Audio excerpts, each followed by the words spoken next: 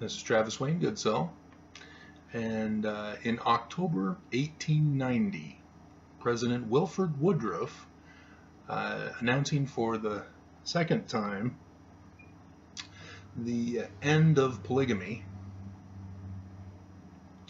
he is quoted as having said, "The Lord will never permit me or any other man who stands as president of this church to lead you astray. It is not in the program. It is not the mind of God. If I were to attempt that, the Lord would remove me out of my place, and so he will any other man who attempts to lead the children of men astray from the oracles of God and from their duty." Here's the fun part. Brigham Young.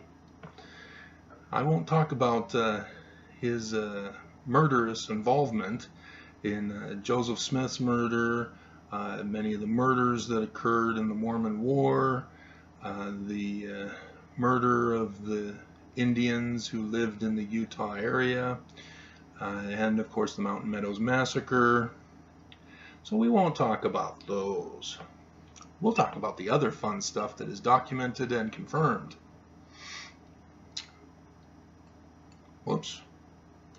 Clicked on the wrong thing. Alright, here we go. Where we go? It's on one page. And it's small print, so I'm having to squint. Alright, 1845. Brigham Young turns the temple ritual into a drama, adding Freemason signs and secret blood oaths. So there's a murder. He's asking everybody to commit suicide if they dare talk about what goes on in the endowment. And then perpetuated many decades later by President Packer in his Holy Temple book that every Mormon who's going through for their endowments receives a book copy of. Alright, oh yeah, it's the, let me see myself here, I clicked off. Yeah, this knife, blood oaths, that used to be the original temple ceremony that I went through back in 1989, before it was changed in 91, just before I came home from my mission that year. So I still remember it, and they still use this sign. They still use the knife. They haven't gotten rid of it. Maybe it's because Brigham Young didn't pass on the symbolism to his successors. I doubt it. Okay, 1848. Blacks are banned from the priesthood. Yeah, God would never allow the president of the church to lead the members astray, would he? Okay, and then 9th of April, 1852. Brigham Young creates a new God. Adam now becomes God, Heavenly Father. And that's called the Adam God theory. And so, yeah, no president of the church would lead the members of the church astray by creating a different God altogether. That definitely would piss off God and want to have him removed. Okay, I'm having too much fun with this. Alright, it looks like 28th of August, 1852. So later that year, polygamy is officially announced. Yep, sure enough. And then a decade after that, people start writing in their journals, "Oh, yeah, that was Joseph Smith who did it. Yeah, I remember. I was there. I'm a witness." 1860s. Joseph Smith died in 1844. So yeah, it was people who were trying to be loyal to Brigham Young and his change in policy.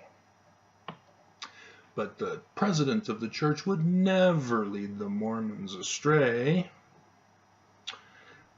Alright, and 1863. interracial marriage is banned. So first he kicked out the blacks, but then Mormons were being naughty and trying to marry blacks to get them secretly into the priesthood that way. He put a stop to that. Oh, naughty Mormons. Mormons would never be led astray.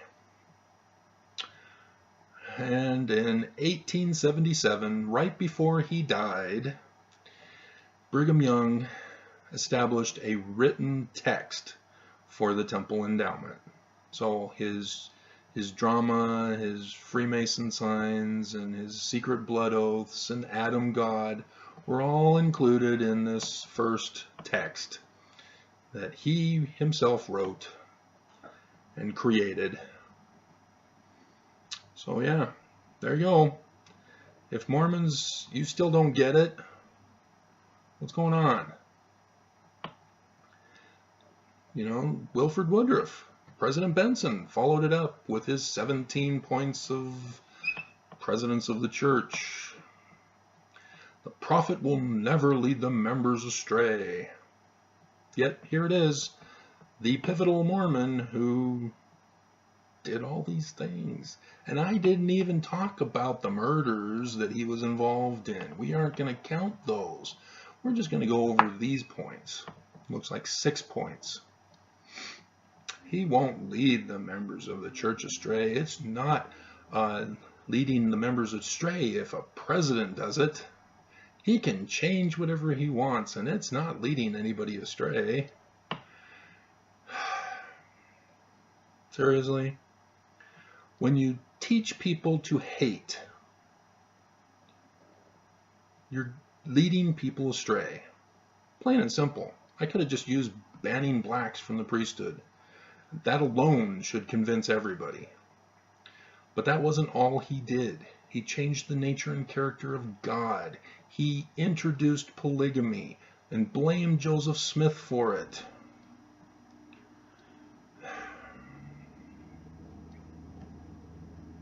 And he turned the temple text into Freemasonry. So, what's it going to take, Mormons? When is enough enough? When are you going to say, hey, this ain't right? Because it means none of the successors have authority if the one who split off had no authority. Because God will not lead you astray, but you got to know when you're being led astray. So, have fun. Enjoy this Sabbath Sunday tomorrow as you go to church and hear more blasphemies of changed doctrines and how we're neglecting the poor, paying less than 1% in welfare. What's it going to take, Mormons? What's it going to take?